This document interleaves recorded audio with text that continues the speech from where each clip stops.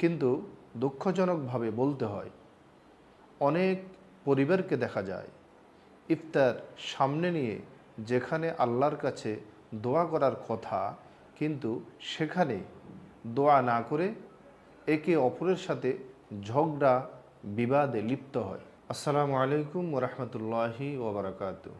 প্রিয় দর্শক, পবিত্র রমজান মাস একে একে আমাদের থেকে বিদায় নিচ্ছে।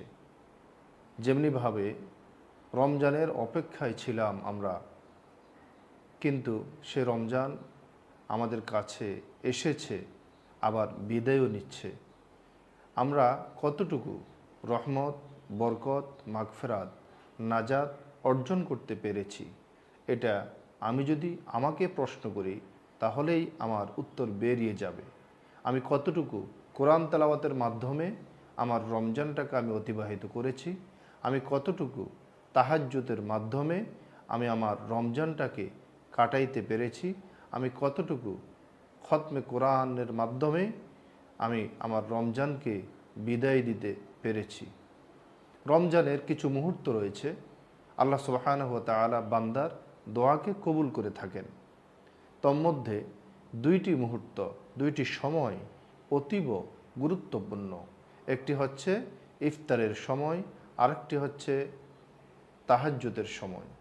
এই দুইটি সময়ে আল্লাহ সুবহানাহু ওয়া তাআলা বান্দার সব দোয়াকে কবুল করে থাকেন, এমনটি হাদিস শরীফে এসেছে। কিন্তু দুঃখজনকভাবে বলতে হয়, অনেক পরিবারকে দেখা যায় ইফতার সামনে নিয়ে যেখানে আল্লাহর কাছে দোয়া করার কথা, কিন্তু সেখানে দোয়া না করে একে অপরের সাথে ঝগড়া বিবাদে লিপ্ত হয়। পরিবারের অনেককে দেখা যায় স্বামী স্ত্রী, স্ত্রী স্বামীর সাথে ঝগড়া করে, শাশুড়ি বউদের সাথে ঝগড়ায় লিপ্ত হয়, মা মেয়েদের সাথে ঝগড়ায় লিপ্ত হয়। কেমন একটি মুহূর্ত যেখানে আল্লাহ সুবহানাহু ওয়া তাআলা বান্দার দোয়াকে কবুল করতেন, ওই কবুল সময়টাকে কাজে না লাগিয়ে এই পরিবারগুলো কেন বা স্ত্রী স্বামীর সাথে ঝগড়ায় লিপ্ত হয়, স্বামী স্ত্রীর সাথে ঝগড়ায় লিপ্ত হচ্ছে, শাশুড়ি বউয়ের সাথে ঝগড়ায় লিপ্ত হচ্ছে, বউ শাশুড়ির সাথে ঝগড়ায় লিপ্ত হচ্ছে। এটা খুবই দুঃখজনক ব্যাপার।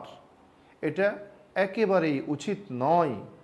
এই সময়টাকে গুরুত্ব দেওয়া খুবই জরুরি, কারণ রমজানে ইফতারের সময় আল্লাহ সুবহানাহু ওয়া তাআলা বান্দার সকল দোয়া কবুল করেন। ইফতারের সময় যদি রোজাদার দোয়া করে আল্লাহর কাছে, আল্লাহ পাক রোজাদারের কোনো দোয়াকে ফেরত দেন না।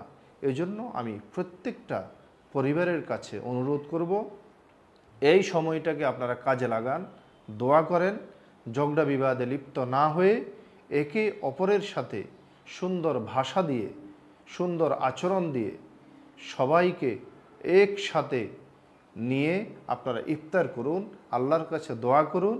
আল্লাহ সুবহানাহু ওয়া তাআলা আপনার রোজাকে কবুল করবেন, আপনার দোয়াকে কবুল করবেন, আপনার ইফতারকে কবুল করবেন।